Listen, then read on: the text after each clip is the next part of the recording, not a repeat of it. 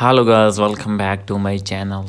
So guys, in this video I'm going to show you how to make your Safari browser default on iOS device.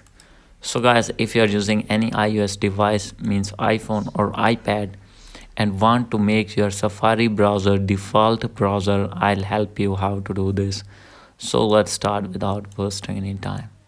So guys, simply you have to open your settings, scroll it below, and guys, here you need to find Safari browser. As you can see, simply you have to open your browser.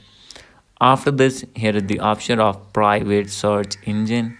Make sure that it is clicked on default search engine. So guys, if you have any selected, you need to select this one.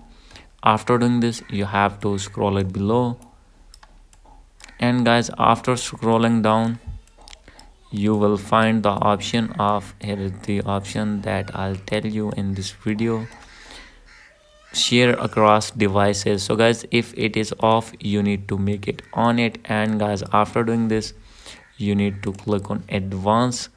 And guys, after this, you have to turn on this JavaScript and scroll it down. Here is the option of feature flags, and guys, maybe there is error in this tab, so you have to reset all to defaults.